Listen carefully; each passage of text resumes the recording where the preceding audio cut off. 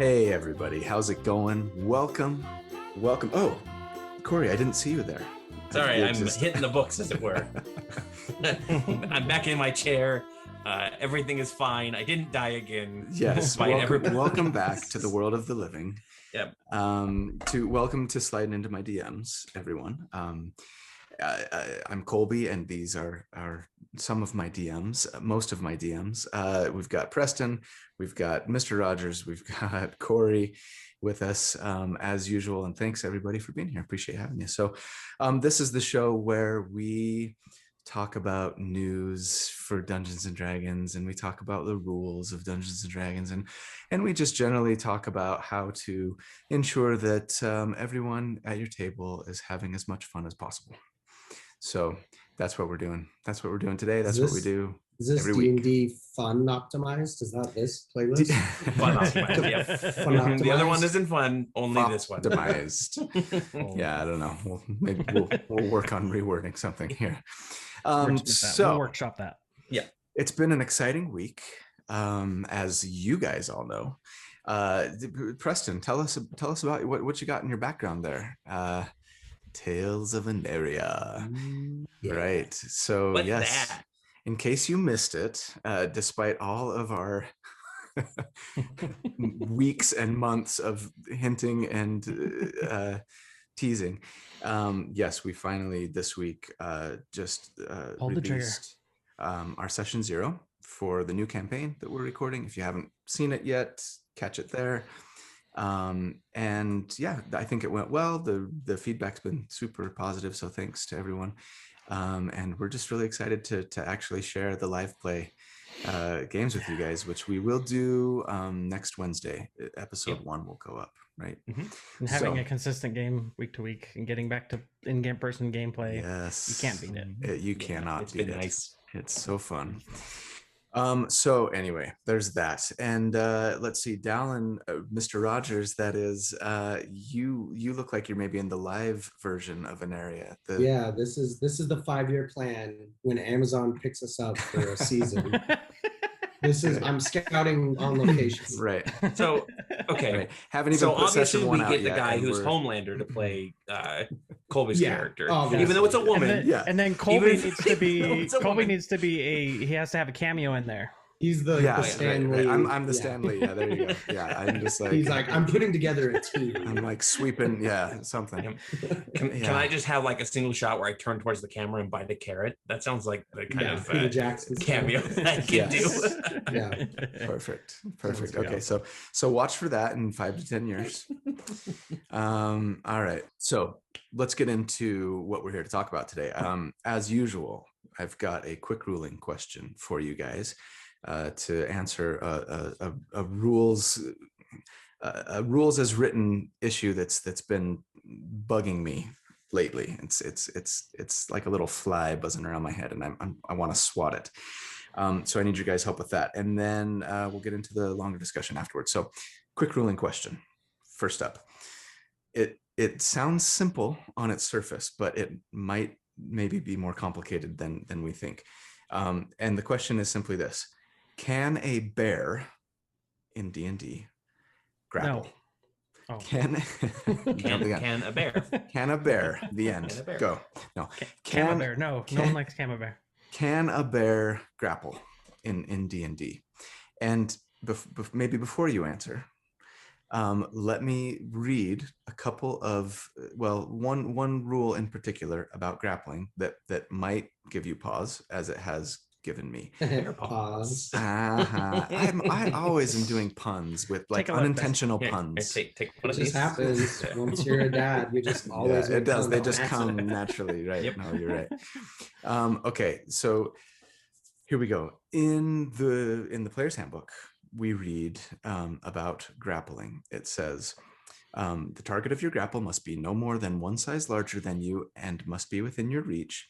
Using at least one free hand, you try to seize the target by making a grapple check instead of an attack roll. So bears do not have hands. Can they grapple? Yes. Let me think? answer your question with a question. Okay, go ahead. Can bears open doors? I mean, Yes. maybe Yes, if Doors actually usually trained. require hands. Hey, it comes down to this. Have you all seen The Revenant? Do you know what happened to Absolutely. Leonardo DiCaprio in Revenant? Yes. He got grappled Yes, to he almost did. death. He did. by a That bear. was intense. Yeah. So yes, a Okay. bear I'd say can yeah. grapple. I absolutely say yes. Well, let me pause for a minute and just ask, as usual, for your interpretation, rules as written and how you would rule it at your table. I'm guessing that you're all going to say yes at my table. Do you think rules as written, the answer is maybe no? Not in the slightest. There is no conceivable way that they were writing the rule book for 5th edition and they said, you know what? I don't think that animals can grapple anything. I don't think that bears can actually grab something. That's ridiculous. Well, Let's make sure that we put in a special ruling where it says you have to About have hands. I mean, devil's advocate though is like with a T-Rex, right? When you bite, they have to roll a strength check or be grappled if they're a certain size rating, right? Sure, yes. And so in that case, the bear does not have that in its description. So, I mean, I'm doing devil's advocate. I 100% agree with you guys. Let me be clear with that. I 100% agree with you. But I could see a rules lawyer saying like, "Hey, if you want like letter of the law, and we in D&D have to abide by every word that's in there," I could see an argument. But so the issue with that is that is a specific ability designed to include a grapple, right? It rolls the attack into the grapple, and that's why they add the grapple on there. And it's not saying that a T-Rex can't just bite something and grapple it without doing damage, which, I mean, depending on how smart the T-Rex is, tries to grab it with his arms. And there are a lot of creatures, right? If you look in the Monsters Handbook, there are plenty of creatures who have like an attack, and then if you hit, the target is grappled, kind of thing. Right. The T-Rex, there's like crab-like things and snake things, and all kinds of stuff like that, right? And so and the bear does not have that, but I guess to Corey's point, does that necessarily mean then that they cannot grapple, because it doesn't say so in their stat block? But grapple's an I action, think it just means you have to forgo your action. Like you couldn't attack. You couldn't take the multi-attack and grapple. Yeah, exactly. Right? Yeah, because grapple's an action, and if they can take any other action, I don't see why it would be prohibitive. So. Okay, so I guess what I'm hearing then generally is yes, bears can grapple, and maybe there's maybe the most literal letter of the law rules lawyer, rules as written DM out there could conceivably have an argument to say it says hands, they don't have hands. And I think it would be an interesting thing to talk with someone, like to see their point of view. Because so if you do in the chat, I don't think there's any conceivable way. I don't care how much you want to play devil's advocate. Corey's mad at the hypothetical DM. No, this DM is terrible. I will never play with Catch me outside, other DM. Yeah, exactly. Corey, if you hypothetical fight with the hypothetical DM, we're taking it to the parking lot. Check it next week. Bonus episode. D20s at dawn. Ready, roll. Natural one. Dang it. Yeah, that's how it would go for me. I don't think there's no. If you are a DM out there and you would definitely rule that a bear can't grapple something, why? I want to know why. I know that's why would you do this? I want to see that point of view. I can maybe understand like a hog, or like a whatever, not being able to grapple. An elk. But then so here is bite, right? I mean, because that's technically like if a warthog comes up to you and gores you, or like bites onto your arm and tries to drag you off somewhere. Yeah, kind of. Sure. I mean, I would allow it to like gore you, but I don't know that I would give it the grappled condition or whatever. Well, so what would you call it when a hog like grabs you with its mouth and starts trying to drag you away? I guess I would just have a strength contest at that point. I don't know. And what happens if the hog wins? Well, then then maybe at that point, like at that point, that's a grapple. I mean, that's basically what a grapple is. But why would you hobble all of your monsters as a DM? Yes. In order to punish one player who wants to make a build a certain way. Right. Like that, it's insanity. Yeah. Go ahead. No, go ahead. Okay, I was gonna say, if you're saying you as a, like, maybe you have a druid, if you're trying to wild shape and grapple something, or and a you ranger. say no, or a ranger, and you say no as a DM, then that means as a DM, my warg can't drag you away. Yeah. Or Sure. something. Yeah, Or you're you literally have to be consistent. You're Or like literally a rock can't come in and grab you and fly you're off. Like you're there's shooting a nothing. player's hand through your own leg. Yeah. That is how that goes. I like that. Like yeah, oh, your hand is hurt now, but I only have one leg to stand on. But so. now none of my monsters that don't have Yeah. hands can ever grapple. No, even the most petty DM would not do that to themselves. Or if they would, and then all of a sudden they have their entire table against them because their table will be like, "Are you insane? Yeah. Have you ever like seen a bear like tackle someone?" There's or a wolf? reason they call it a bear hug. Yeah. Exactly. Okay. Easy ruling. Go ahead and at me in the comments if you want. I don't care. Corey's I will ready to die on catch this outside. They're hill. gonna summon a portal at 3 p.m. after school. Yep. Meet me in the parking lot. Everyone who thinks that you have to have hands to grapple in D&D, meet in Salt Lake City, Utah. All Take right. it up with Corey, not his patron. Corey specifically. Yeah. Okay. Well, thank you. I appreciate the ruling. I thought that would be the response. I'm hoping that that 99% of our viewers out there are in agreement, but I guess we'll see. Let us know in the comments. Yeah, ask your dungeon master and be like, dude, would you deny me this and deny yourself this? I'm seriously curious though. I want to know if there are people out there that are actually like their DMs are hard nosed on that because. Yeah, I mean, I guess if there's a good reason and you can explain it to me, I'm always open to hearing a new idea. But from now on, every encounter will include a bear, and he will always be grappling. That's all he will be doing. No, the grapple. What have I done to myself? The bear with shark hands. Bring him back. Shark hands. Yep. Oh, no. That was a good one. All right, let's move on to part 2, the larger discussion here. And I've been looking forward to this for a long time, actually, and I've been hinting and teasing at this one for a while. But I want to talk about encounter difficulty, combat encounter difficulty, and specifically how best to balance it for your players at your table. All right, so here's my question. Well, here's my preamble to the question because I always have to have a preamble. It seems to me. Timer. Yeah, it seems to me that as a DM, one of the most difficult things must be to try to balance combat encounters. And the reason why I feel this way is because it seems like in the early levels 1 through, let's say, 6, 7, 8, the frequency of one or more player characters going down to unconscious or even death, right, is a lot higher than once you hit that kind of mid-tier, 8, 9, 10, 11, whatever, and beyond. Yeah. And that's not a complaint, for the record. I think difficult combat is great, and I love that sense of risk and, oh my gosh, are we going to be able to survive this? As players grow in power, right, it seems increasingly difficult to actually challenge them, and also it seems to me like it maybe hangs on like a knife's edge, right, where it's like either your combats are too easy and like hardly anybody even takes any damage, or you TPK your party, and the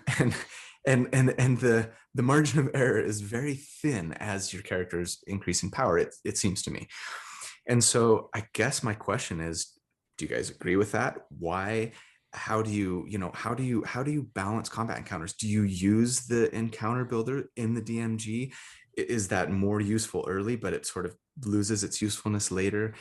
Do you have to just always be fudging numbers constantly in order to, try and find combat balance? Because if so, I feel like that somehow cheapens it, or at least if your players knew that, I suppose, that you were just like always fudging numbers, it would be a little bit disappointing, I suppose. You know what I mean? So I don't know. What are your guys' thoughts? Is it as difficult as I'm making it out to be, and how do we handle it? Who wants to start? I'll start. Okay. Yes, it absolutely is. The most difficult part of being a dungeon master, in my opinion, is coming up with encounters and making them feel balanced, just dangerous enough, or maybe like just enough that one person drops but not everybody does, or even like everybody gets low but comes out on top. The big problem that I have is the way that they have the encounter builder designed in the DMG, which I do use all the time as my baseline. Could you, sorry to interrupt, would you mind just explaining that really quick for those who so basically unfamiliar? there's what's called XP thresholds by character level, and there's a handy little chart in the DMG that basically says if your player is a level 1 character and you want to design an easy encounter, they have an XP, or you have an XP budget of about 25 XP. Okay. Right. So if you're facing off one-on-one, if you want an easy encounter, you have one player versus one equivalent monster that meets the XP threshold. And that's basically based on the monster's individual challenge rating, which gives you the total XP. Set XP amount. Yep. Got it. Mm-hmm. So for example, level 1, you have 25 XP for an easy encounter, and a CR 1/4 monster is 25 experience points, which is your basic goblin. Right. Okay. We have our lovely basic goblin here. He's delightful, and he's going to get murdered one-on-one against an adventurer. That plain and simple. Okay. But the complicated issue comes in when you add additional monsters. They add in additional multiplication modifiers, I guess is the easiest way to say it, to the encounter. Okay. So for adding one more monster, you times the total encounter XP by 1.5. So if I have 2 goblins, because each of them gets attack and they have each, a better action economy because of that, instead of it being 50 XP, it's 75. Got it. You're basically adding, for every goblin, you add like an extra thing. And it goes up to like, as soon as you hit 3 monsters, it's times 2. So 3 goblins are not 75, they're 150 XP.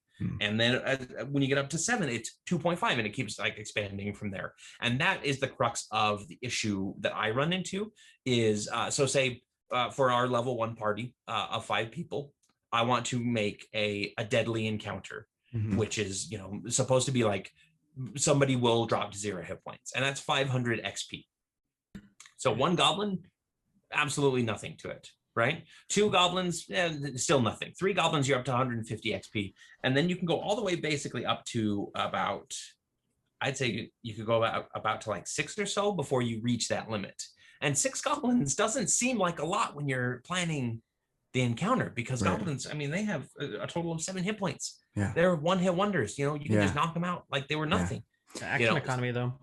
Yeah, and that's the thing is you have your action economy, and basically, I think the way that you need to realize it is, are your players going to be able to take them out quickly? If so, that deadly encounter is not going to be deadly, right? Like if you have players that are fast or have good initiative, or can shoot from range, and the goblins have to like run up to them, then that changes the complete dynamic of the fight, and you end up with a fight that should be a difficult encounter, but really is just an XP farm for your players. Yeah. Or even in the inverse of that, when you have a surprise attack, I feel like that could also really swing the tides one way or another. Because if you get 6 goblins all with a surprise attack on you, you're dead. That could do a lot of damage. Yeah, like a goblin. I mean, a goblin only does like 1d6 plus 2 per hit. But to a level average, 1 character, that's again, level 1 characters are like level 1 goblins. You have about equivalent hit points. I've kind of noticed it seems like levels 1 through maybe 7, the encounter builder works mostly okay, but kind of once you get past that, it just doesn't really take into account how powerful your players become. And so for me at least, every time I've done a deadly encounter, it's not really all that deadly. And so I've had to, be like, okay, let's do deadly and then a little more. And then that gets it there, and I'm like, okay, let's do deadly and a half. And I'm like, oh wait, well, that was way too much. Yep. And it's just like, where's the line? And I've read everything out there on the internet. I'm like, here's tips and tricks on how to balance your combat, but I still like run into issues with it. And I think it's just because each combat is so unique and it can unfold so many different ways, and you could crit, or you can you're using pack tactics or something. And so Right. it's just every combat is so unique. I just think as a DM, it's almost impossible. Especially if you're higher starting out and it's levels. like a one shot or something, and you've got high level characters trying to like that's Right. especially hard where it's just like I have no freaking clue what are they going to try and specialize in RP or are they going to try and specialize in like blowing everything up in one round? I'm not sure. I mean, in Colby's case, I know which one he's going. You know the answer. Yeah, It's like always plan for like a double encounter for Colby. And there's tips and tricks that we can give too on how to balance that here in just a moment. But I agree, like it is really hard to be able to say what works and what doesn't. Sometimes you end up with this big open field battle and it just seems like it's easy. And then other times, yeah, sometimes you have one of your characters who spends the entire combat flying on a broom because they stayed behind for something and they have so long to go that they couldn't conceivably get to you unless you hand waved it. Yeah. Yeah. And it was one of those things. It's okay. And I think that jokes. encounter was one of the best built encounters in the Bronze Battalion games, by the way. And that was great. The thing with that one though is it was like 5 times the deadly level. Yeah. Was it really? And you guys still almost we almost survived. Yeah. There was literally like if we had to pull like out an Ex Machina at the round, end. yeah, if there was one more round, you all would have lived. Yeah. But it just came right down to that wire. And that was me. You were all level 12 at that point. Yep. But I mean, then again, you had Colby's super strong the Fightarian build.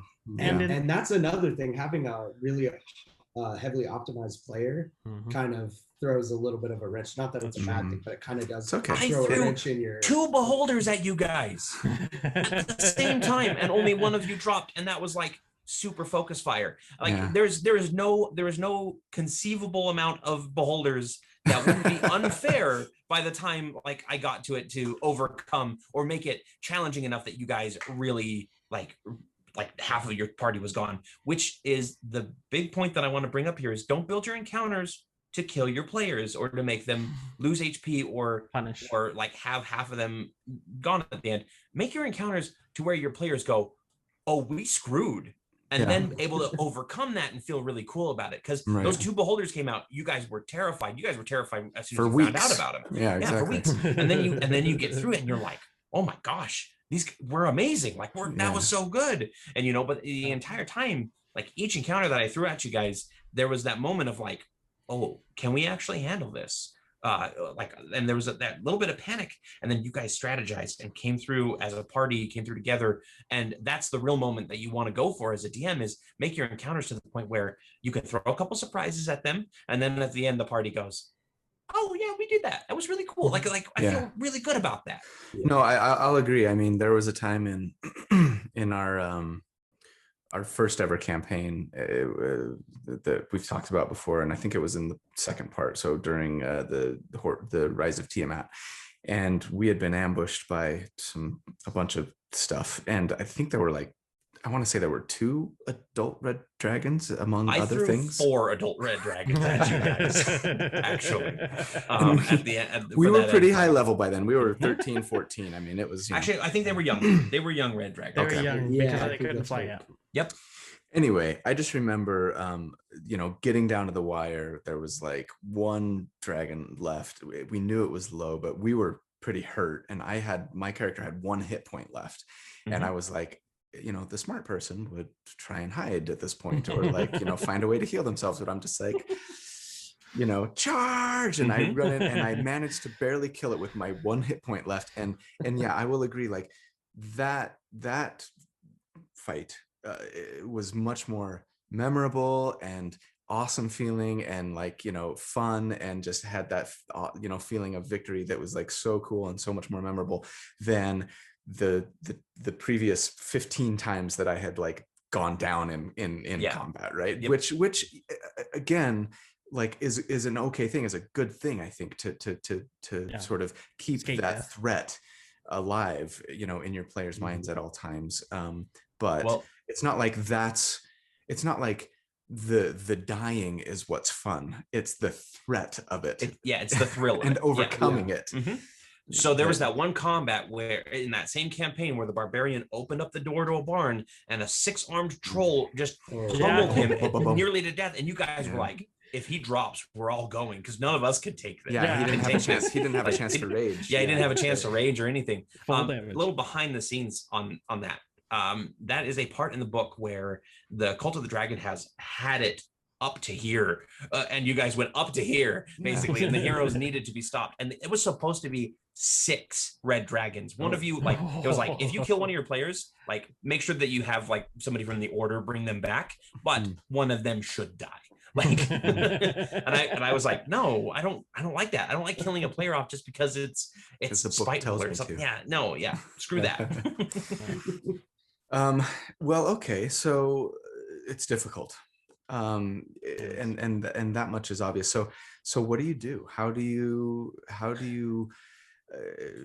you overcome that challenge, particularly at the higher levels? I mean, obviously you have to take some things into consideration. How heavily optimized are your players? How not only their builds, but their tactics, right? Are they constantly focus firing, or are they constantly ignoring the monk that's telling them to focus fire? Focus fire. Okay. Are they using control aspects to sort of, try to control part of the while you focus down? Are you know what I mean? Do they have a lot of like sort of synergies between them? All of those things obviously are going to come into consideration.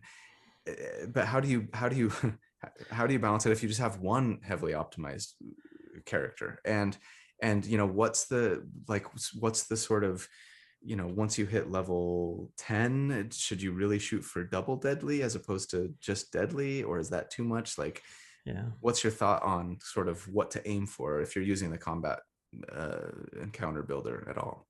I kind of just throw out the combat builder after about level 10. Mm-hmm. And I mean, I'll use it as a baseline just to make sure I'm not crazy. Way off, yeah. Yeah, but I'll kind of use it as a baseline, but then I'll look for monsters that both fit narratively into the story I'm telling. They fit the environment that we're exploring, but then I'll look for some that kind of have like an extra thing that they can do that's beyond their normal, like, okay, here's your multi-attack. Like now they can also like shoot a laser out of their eye that stuns you or whatever. Like I look for those extra things that add, that now the players have to account for. Yep. And a lot of times that helps, that like makes up the difference, because now if one of your players is stunned, their action economy is down. And sure, this might not be double difficult, but them having one less character taking a turn, that's huge. Difficulty a lot. Yeah. And so I look for things like that. But even then, there's always the dice. You're gonna succeed, and then I'm like, well, I guess tough luck. And so I don't think you can ever perfectly balance every encounter just because of the nature of rolling dice in the game. Yeah. But yeah, I guess you can get close by doing that. That's worked for me so far. Yeah, I think for me, one of the things that I found useful was staged encounters. Not in the sense that like everything is like perfectly set up, but in the sense of you run up to this castle and these goblins pour out and you kill the ones that are shooting out through the main gate, and you open the front gates and you're starting to go in. Okay, well that was really easy. All right, well now there's the second wave of hobgoblins that are now rushing you at this point, and then you kill those, and then an ogre finally makes its way to the battlefield, giving that kind of like rise and fall. Or even if your character is going through a dungeon crawl, I don't know how, like for me, it's very difficult to sleep for more than, 8 hours a day. So like as a character, if it's like, okay, hey, we fight for an hour and now I'm going to take a long rest and sleep, and starting to limit that to where you wear them out a little bit, not to be like a sadistic in any way, but like some of those fights, they could string on for a longer period of time, which then to balance that, obviously you're not having to do a super deadly encounter because they're already worn down to the point where, hey, they don't have any more fireballs. Like you came into this crypt and now you've got 6 skeletons to worry about. Right. Yeah, and I think that is a really good point. Is it a sprint or is it a marathon? Right? Do you want your characters to, if you want your characters to just have one encounter along the road, for the day, throw a double deadly at them. Yeah. They'll be able to handle Exactly. it with all of their spells and everything. And then, and most of the time, your players will be able to recognize when it's a random encounter and when it's something that's going to be leading into a longer adventure. Right. And as a main villain, like getting into the headspace of that, not that I'm a main villain, but getting into the headspace of that, if I like the whole reason you have your goblins on level 1 and then your hobgoblins on level 2 and it gets more difficult as you go down, is not because you want to be fair to the players. It's because you want to wear them down. You want to whittle them down little bit by little bit, because once they're in the 3rd level, they're committed to this dungeon. There's no way they're going to be able to sleep when you're trying to ambush them. There's no way they were going to be able to go back to town, except for then you can just shore up your defenses again. Like you don't pit your best champion against their best champion when they're both fresh. You wait till he's been beat to crap, and then you throw your champion at him. And they do it in movies all the time. They have to depower the hero in every single superhero movie after the first one, because it's one of these situations where I'm like, I'm really powerful, except my armor doesn't work properly. Iron Man, I'm looking at you. Like, like, and then the villain has the upper hand until that final, until again, it's not that that's, oh, this is hopeless, there's no way they're going to win. It's, we're going to push through this and we're going to win because we are the heroes. Right. Yeah, I have to believe that, speaking of the encounter builder specifically, if we're talking about the DMG, we also have to keep in mind that, I think the official recommendation is like 6 to 8 medium difficulty encounters a day or something like that, right?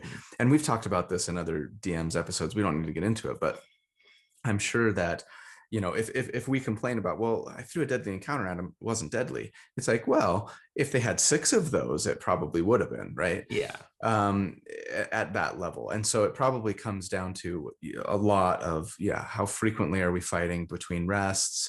How many resources do we have left? Yeah, if we got to just a plain old deadly encounter, and even if we were, I have to believe anyway, that even if we were level 10, 11, 12, whatever, but we had 3 or 4 or 5 encounters already that day, and we had maybe 1 or 2 spell slots left, and no rages for the barbarian because they used them all on their previous encounters, you know what I mean, et cetera, then it's like, oh, we're in trouble.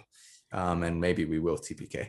And so, so something to keep in mind, obviously, like as you're building encounters. And again, this is not to say that one way is better than another, that the right way and the best way to play D&D. And as a DM, you need to make sure that your players are having 4 or 5 or 6 encounters between rests, or else it's not going to be challenging. No, but maybe, if you're letting them rest a lot, fine, but in order to keep difficulty up, like, you better bump those the challenge of the encounters by a lot. The problem is, though, as a DM, when you're doing that, basically you're just giving them the challenge rating 15 and above monsters, and you're missing out on all the good fun stuff. Yeah, that's not to say that those guys aren't fun, but if you do 2, 3, 4 encounters, now you can be like, hey, look, we're going to fight owlbears, or we're going to fight hobgoblins, or there's a myriad of things, the rust monsters, there's so many things in there.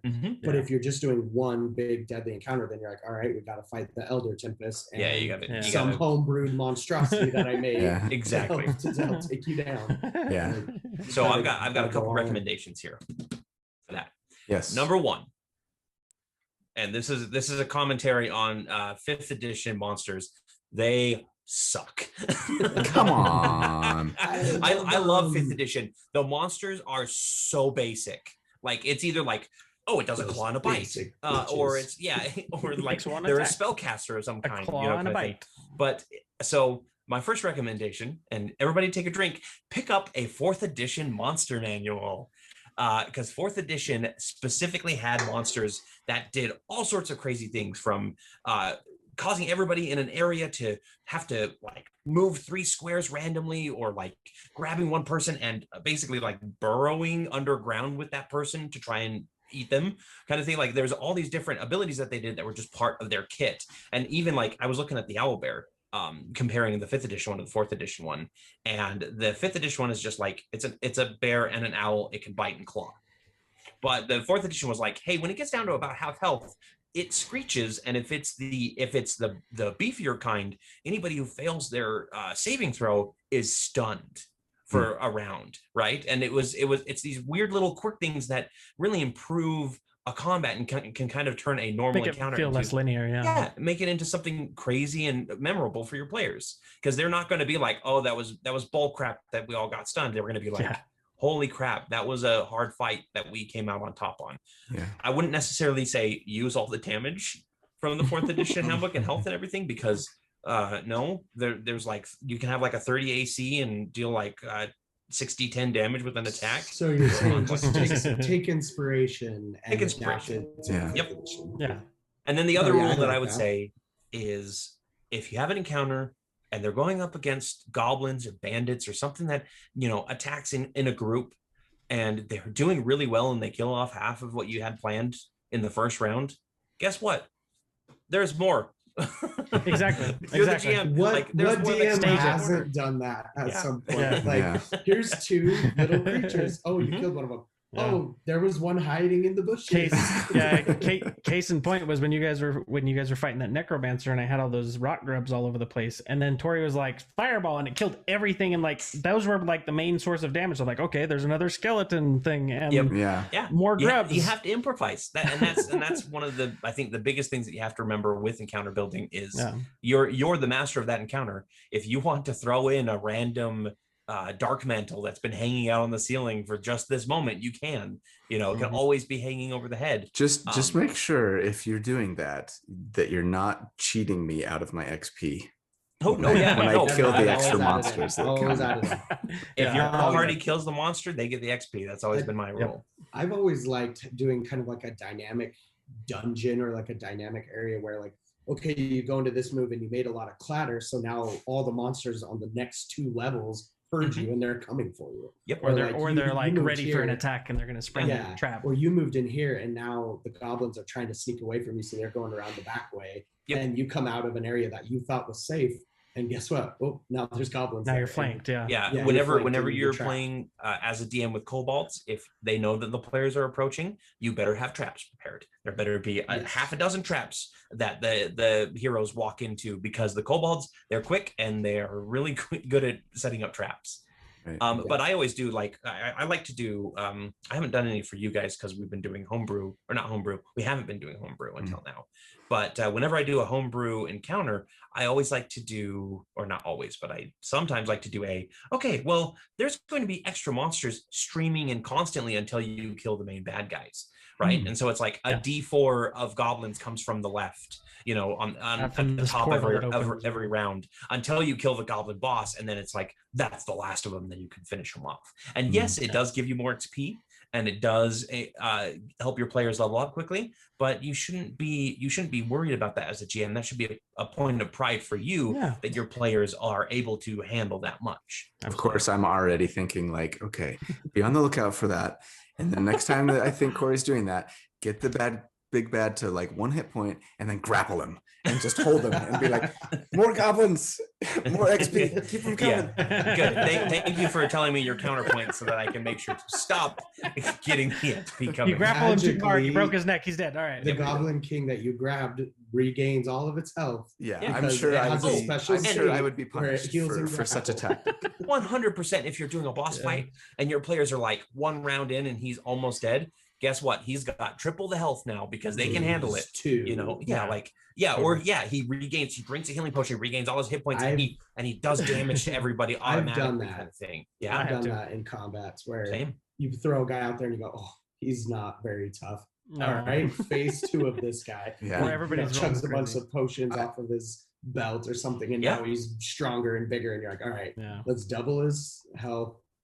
There's a reason why it +2 to hit or whatever. Do you think I wonder sometimes though, I mean, that kind of leads me to my thoughts about like fudging numbers, right? And I don't just mean like dice rolls, although that's part of it, but also, things like you guys are saying, like adding hit points or adding damage or just whatever. Do you think that there's, how do I want to say this? Do you think that does it feel sleazy? Yes, it does all the time. Yeah. I mean, I guess, and not only that, but maybe like, particularly if you're playing with like savvy players at your table who have all read through the monster manual. Do you know what I mean? Or because they maybe they're DMs, right? Maybe they're DMs for other tables. Do you think that there's a point at which you can like overdo that and maybe run the risk of, I guess, like cheapening the experience for people? And what is that threshold, and how do you know when you've maybe crossed that line? I don't know. That's just open communication, letting your players talking to you and letting them know, like, hey, you took it a little too far or whatever. But the thing is, whenever I've DM'd for other DMs, I like to kind of put a spin on the monster anyway, so they have no idea. Okay, you know a troll and you know that they regenerate by fire, but my troll regenerates. This is a special ice. Troll, and I'm not going to tell you. It won't regenerate with fire, whatever. But this one, it's ice, and guess what? It's actually double the hit points you thought it was, because I don't want you to know what's going on. You better believe that any monster you guys come up against in our campaign will have at least some homebrew element, or just be an encounter that I really didn't care about and decided to throw normal monsters at you. Because I mean, half the table is DM'd before, and the other half of the table optimizes or just likes to look up stats of monsters because they think they're cool. And I want to make sure that you guys are facing threats that you're not recognizing. I apologize, everybody. We experienced some technical difficulties twice, multiple times. And now I think we're past that. And so, Corey, are we? I had rudely interrupted you, and you were saying something very interesting. So please, for the third time, would you continue? This isn't going to sound as exciting for you guys now. I'm going to act like this is the first time I've heard. Well, we're good. We're actors. We can be surprised. Yeah, sure. So the first session that we just had for our campaign, I threw what was essentially spoiler alert here, and you guys will see that next Wednesday if you stay tuned. Future ding. But I threw at you what was essentially 3 bandits, an acolyte, and a scout.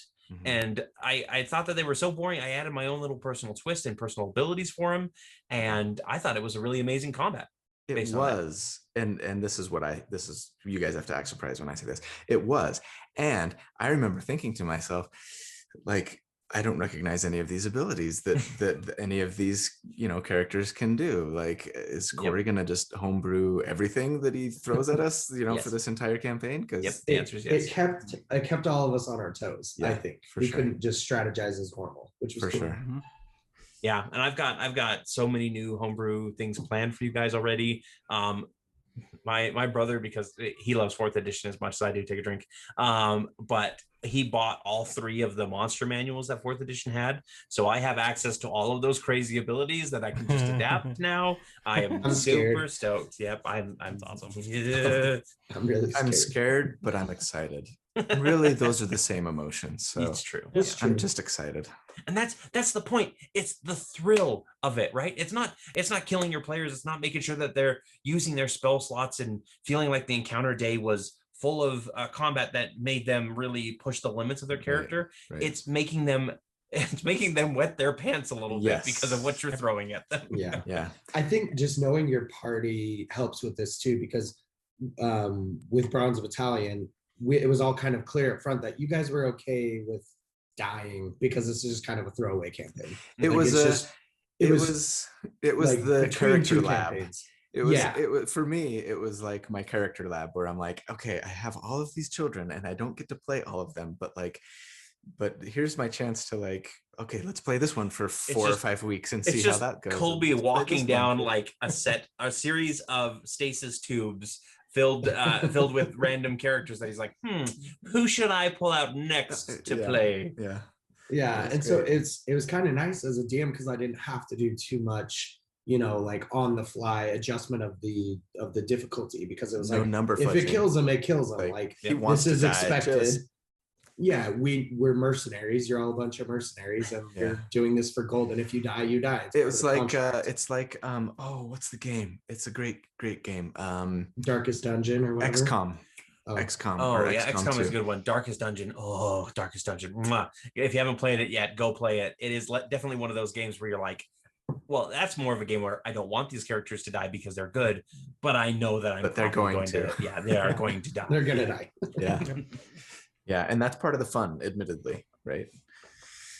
Okay, well, let's see. Any other like tips, tricks, things that we didn't touch on that you guys wanted to touch on as far as like balancing combat encounters? Add in magical effects, let your monsters have magic from time to time. That helps. Have anti-magic effects and suppress your wizard every once in a while. I don't know. There's always something to do. If you're gonna throw a magic item, like as loot, make sure that the monster that has the magic item is using it. Right, like if they have a +1 sword, like if you're like, oh, this is a +1 sword on this goblin, that goblin should have extra damage, or an extra attack bonus, or be able to do something crazy with like a flaming sword or Rod something of Lordly like that. Might, run around. Exactly. You were gonna say something, Preston? Oh, no, I was just saying, I mean, as far as like balancing and stuff, I think there's a few things that, at least in my table, that I draw the line on when it comes to fudging numbers. And for me, I usually try and keep it as random as possible, where when I roll it, that's what it hits. That's great. Other than hit points, if it's somebody who's new to the game, like a first level, first time playing, I will fudge the dice in favor of that person every time.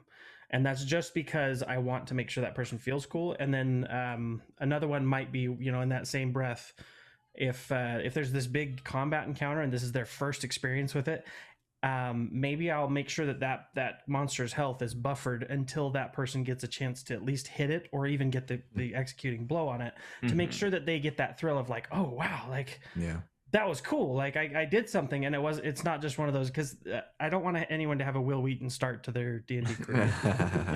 And I think along that same line, make sure that if you introduce a Cyan Wraith to your Ari, for example, a villain that specifically targets and fights with a player and becomes sort of like a rival, or sort of like a nemesis to that character, that player needs to get the killing blow. They need that, because there's nothing worse than you going mano a mano against Rahadin, and then like a skeleton gets the killing blow on it or something, right? It makes for a very unsatisfying end. I appreciate that. And also as a player, and maybe not everybody would agree with this, but as a player, please don't tell me when you're fudging the numbers and pretend like it's all on the up and up. Because that I think can, not for everybody. Some people are just like, look, I know it's a game and we're just whatever. And then there are people like me who like, I don't want to see the man behind the curtain. I want to believe that it's the Wizard of Oz. Because you might argue with him. And, yeah, exactly. And I think if you're going to do that, if you want that as a state of mind, you need to talk with your players. You need to tell them, look, I may be adjusting these monsters, so tracking HP isn't going to help you any. Tracking AC isn't going to help you any. Some might those kind of things. Some might not. Like this round. Yeah, like and I would try and encourage them to avoid that. Yeah. Right. Yeah. Encourage them to avoid that, because it's going to make, like when we were playing our Bronze Battalion game and we came up against trolls, I was like, Corey knows trolls. Yeah. Like I know what trolls do, and I know that fire bad for trolls, fire bad trolls, basically. But my character, I was like, but would this dwarven sergeant know exactly? And so I left it up to history checks, right? Which he wasn't very good at history checks. So he spent like 3 rounds trying to remember what trolls, like what was so special about trolls that made he's doing this for 6 seconds. Yeah, like he's just like, hold on, I know, just hold on. Yeah. And then eventually he went, oh, fire, and that was kind of at the end of the fight kind of thing. Just because it was one of those things where we didn't want to like have them come back up. And I finally made that history check.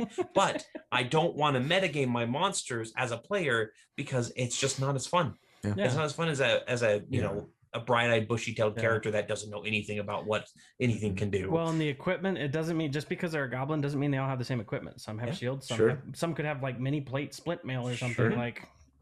And that's, avoid that as much as possible. Avoid giving your monsters each individual weapons and armor. Like that's such a headache trying to figure that out. That's a nice plug for homebrew campaigns, I think, and homebrew worlds, especially if you're playing with experienced players, right? Because try not to kill new players. Like don't try not to, as much as you can. Don't kill new players, and for experienced ones, like kill them as much as you want. Throw lots of wrenches. Kill them with no mercy. Throw lots of wrenches. With the homebrew troll. Yeah, there you go. And they keep trying to figure out why their fire isn't stopping the troll from regenerating. You fool! It needs thunder damage. Welcome Of to course. Anaria. Sonic Thunder.